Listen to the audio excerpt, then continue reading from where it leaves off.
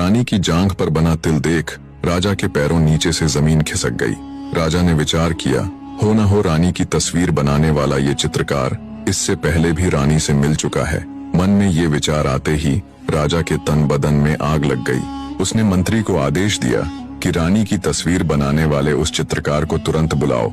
उससे कहना, राजा तुम्हारी कारीगरी से खुश होकर तुम्हें इनाम देना चाहते हैं। राजा का हुक्म पाकर मंत्री ने तुरंत उस चित्रकार को फिर से राजमहल बुलवा लिया। जब वो चित्रकार राजा के सामने पेश हुआ तो उसे देख गुस्से से लाल पीले राजा ने झल्लाद को हुक्म दिया, पकड़कर ले जाओ इस हरामजादे को और जंगल में ले जाकर गर्दन उड़ा दो इस दुष्ट की, और इसकी नापाक आंखें निकाल कर मेरे लिए ले आना।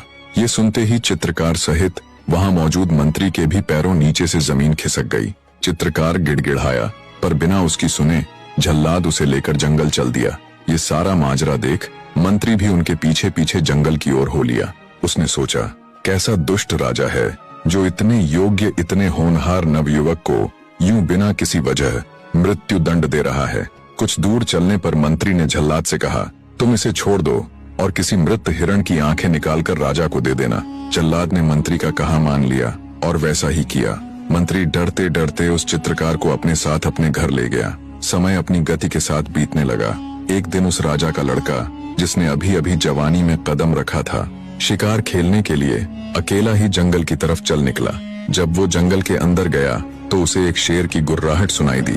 शेर की आवाज सुन राजा का लड़का घबरा गया और घोड़े से उतर भागकर एक वृक्ष पर चढ़ गया। जब तक वो वृक्ष पर चढ़ा इतने में शेर भी वहां आ पहुंचा। राजकुंवर ने जब वृक्ष पर चढ़कर देखा तो वहां ऊपर एक रीछ बैठा हुआ था। मारे भय के कुंवर के प्राण सूख गए।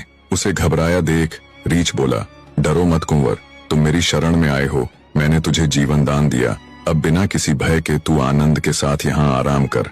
थोड़ी देर बाद रीछ बोला, रात होने वाली है, ऐसा करते हैं हम दोनों बारी बारी पहरा देते हैं। पहले आधी रात तक मैं पहरा दूंगा, जब तक तुम सो लेना, और आधी रात के बाद तुम्हारी बारी। रीछ की बात से कुंवर खुशी खुशी सहमत हो गया। इस तरह राजकुंवर सोने लगा और रीछ पहरा देने। तब वृक्ष के नीचे खड़ा शेर रीछ से बोला, मेरी बात सुन, तू क्यों अज्ञानी हो रहा है? क्यों इस मनुष्य की तरफदारी कर रहा है? अरे ये तो शुरू से ही हमारे भक्षक रहे हैं, हम फिर भी जंगल में रहने वाले जीव हैं। तू क्यों इसकी खातिर दुश्मनी का बीज बो रहा है? एक काम कर, इसे नीचे फेंक दे, हम दोनों इसे खाकर अपनी भूख मिटा लेंगे। ऐसा अवसर फिर नहीं मिलने वाला। शेर की बात सुन रीछ ने जवाब दिया, सुनो अज्ञानी बाघ,